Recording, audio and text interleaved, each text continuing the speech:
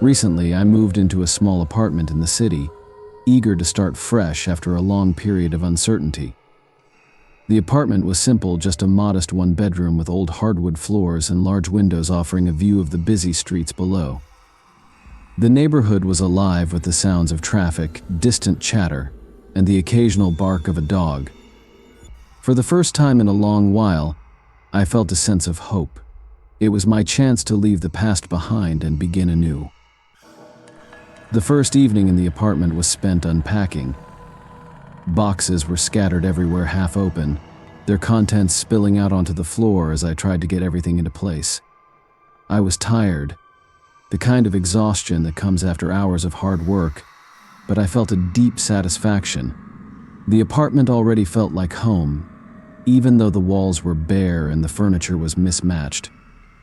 I had just finished setting up a small lamp in the corner of the living room when my phone buzzed on the counter, breaking the silence of the room. It was a FaceTime call from an unknown number. Normally I wouldn't have answered. There was something unsettling about picking up calls from strangers, as if doing so invited some kind of trouble into your life. But for some reason, maybe out of curiosity or a lapse in judgment, I decided to swipe and answer. The screen flickered to life, and I was met with the image of a dimly lit room. A single light bulb hung from the ceiling, its faint glow swinging gently, as if it had just been disturbed. The shadows it cast on the walls were long and strange, twisting unnaturally. In the center of the room, a man sat with his back to the camera, utterly still. His shoulders were hunched, and his head hung low, as though he were lost in thought or perhaps waiting. "Hello," I asked, my voice sounding too loud in the quiet of my apartment. The man didn't respond. He didn't move. The silence between us stretched for what felt like an eternity. I stared at the screen, confused and unnerved by the stillness. The room behind him was plain, no furniture, no decorations, just the dull glow of the swinging light bulb casting strange shadows on the walls. Then, a woman's voice pierced the silence. It was low, cold, and distant, as if she had spoken from somewhere far beyond the screen. It was a voice that felt empty, devoid of any warmth or emotion. "You shouldn't have answered," she said. The words sent a shiver through me, one that I couldn't shake. My stomach churned with unease. Without thinking, I glanced around my apartment, as though expecting to find something or someone lurking just out of sight. But I was alone. Still, the hairs on the back of my neck stood up, and my heart began to pound in my chest. On the screen, the man shifted. Slowly, almost painfully so, he turned his body toward the camera. His movements were deliberate, like he was dragging his body through water. I held my breath, staring at the screen, waiting for his face to come into view. But just as his face neared the camera, the screen went black. I froze. My phone felt like it weighed 1,000 pounds in my hand, and my heart was thudding in my chest, so hard it seemed to rattle my ribs. I couldn't move, couldn't breathe. What the hell had just happened? I tried to tell myself it was just a prank, some elaborate joke from a friend or a random caller with too much time on their hands. But the woman's voice, the man's movements, they felt too real. I could still hear the coldness in her words, still feel the weight of her warning. My hand trembled as I lowered the phone, my mind racing with questions. What did it all mean? Who were they? Before I could process what had just happened, my phone buzzed again. I picked it up, my fingers trembling, and saw a text message from the unknown number. "I see you." I froze, my stomach dropping like a stone. The words stared back at me, cold and unfeeling. The apartment, which had felt like a sanctuary just hours ago, now seemed oppressive and suffocating. Every creak of the floorboards, every distant noise from the street, felt amplified, as though someone was watching me, lurking in the shadows. I locked the doors and windows in a hurry, double-checking them twice, then retreated to my bedroom, hoping the small space would offer some sense of safety. But even then, the feeling didn't go away. I couldn't shake the sensation of eyes on me, the unnerving thought that someone or something was silently observing my every move. The quiet of the apartment was no longer comforting. It felt wrong, like the walls were closing in around me. The calls didn't stop. They came at all hours of the day and night, each one more unsettling than the last. I would answer, only to be met with silence, or, at times, faint whispers that I couldn't quite make out.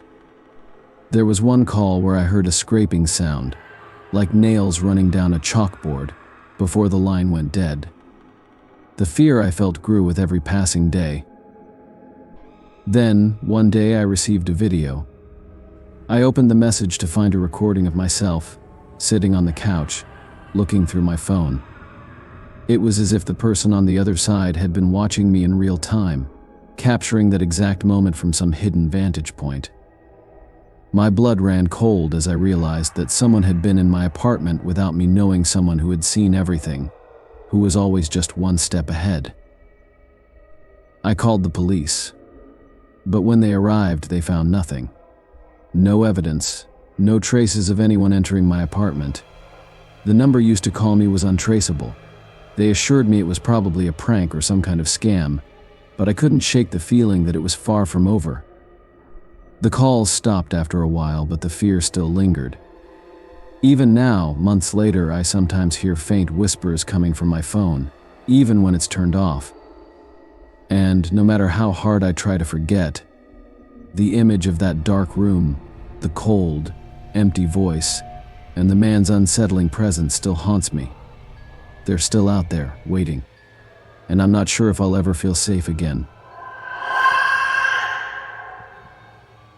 It was a quiet Sunday evening, the kind where everything felt peaceful and ordinary. My parents had gone out to a dinner party, leaving me alone in the house.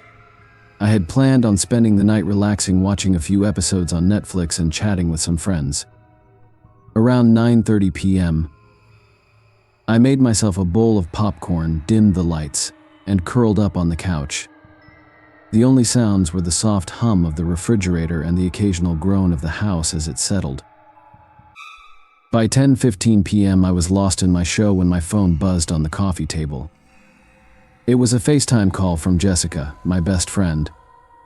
Late-night calls from her were nothing out of the ordinary. We often spent hours talking, swapping memes, or just catching up.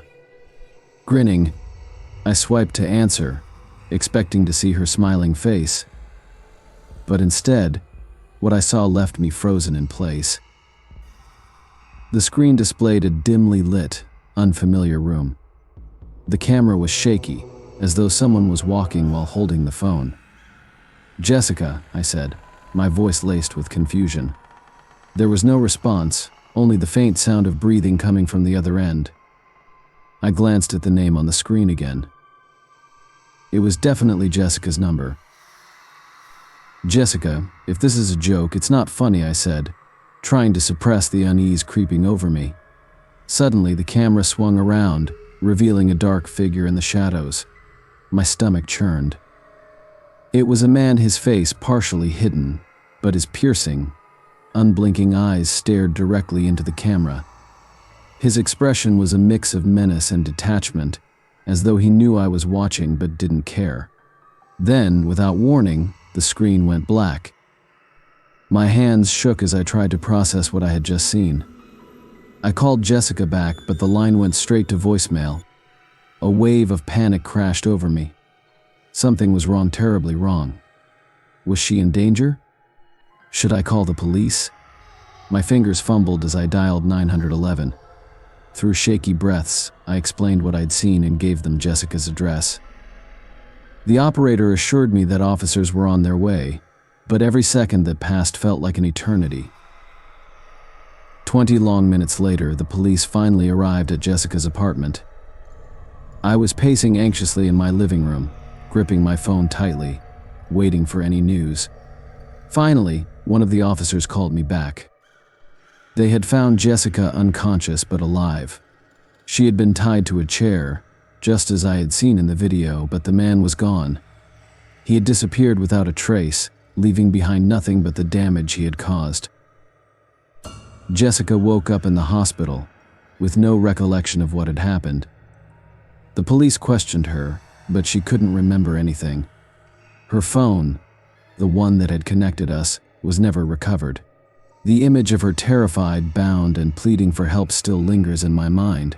I can't shake the thought, what if I hadn't picked up that first call?